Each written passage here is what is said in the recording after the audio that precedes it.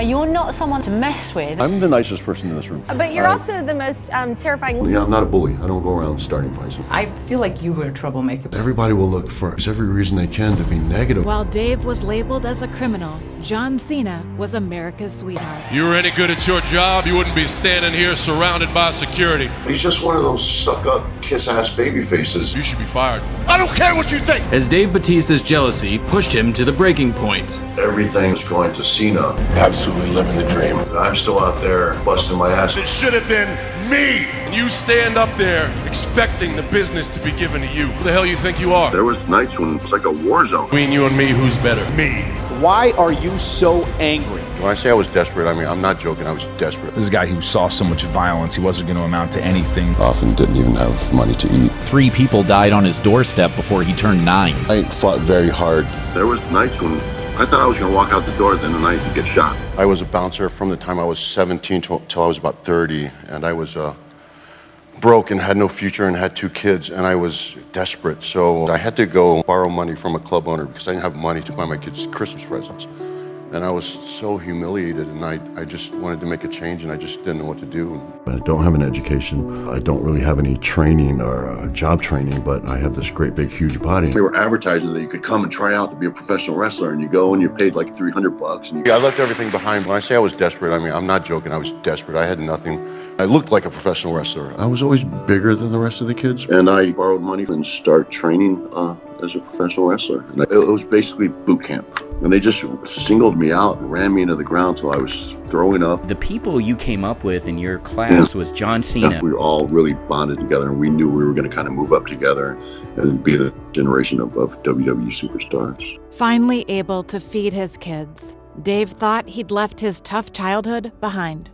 And I was very comfortable. I was making a very good living. People who grew up with me were just shocked to find out that I was, a professional wrestler, that I was speaking in front of people. I was just such an introvert. It's physical theater. It's very much a physical performance, and it was something I was very comfortable with. As Dave continued wrestling, he decided that he wanted to do more than just use his body. And I went and did a film as a favor for a friend. I love storytelling. I'm passionate about it. That's the way I wanted the direction of my career to go. My big goal is to be making films. I became obsessed with acting. But someone else got all the opportunities, leaving Dave behind.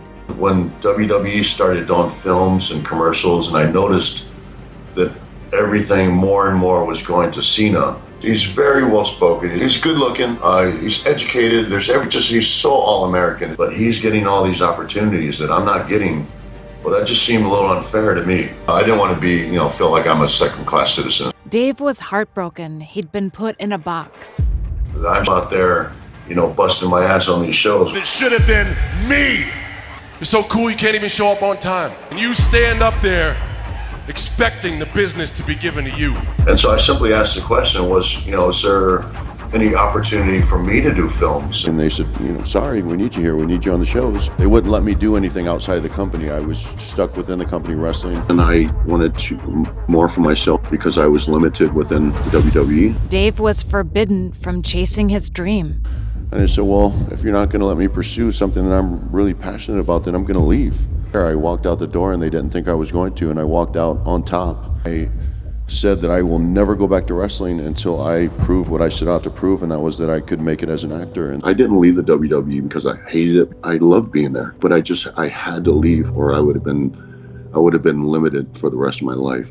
Dave risked it all to break out of the box, not knowing he was about to face his biggest challenge. In Hollywood, they just have a bad perception of what professional wrestling is. And so those are some of the kind of the walls that I had to break down, those stereotypes. I lost everything because I took a chance on myself because I have this passion for acting. I was really desperate at the time. I'd hardly worked in 3 years. I'd gone broke. I'd lost all my money from wrestling. Finally got an agent. I wanted to focus on not so much being an action star and being a cliche character that people would expect me to be. I worked with my acting coach. A lot of times I just couldn't even get into audition. But one day, he was finally given a chance. And my agent says, I really had to fight you to get you this audition. Well, I don't want to get your hopes up. Did my audition. And she said, congratulations, Mr. Drax. And I literally just broke down. I was just a mess. And it was a big deal to me. And I worked and struggled and worked and struggled. And finally got the dream role of a lifetime in it. Dave had proven himself and decided to make peace with his past. First call I made after I rapped was, I said, hey man, I'd really like to come back and wrestle for a little bit. You're being inducted into the WWE, right? The Hall of Fame? Yeah, Hall of Fame, yeah. That's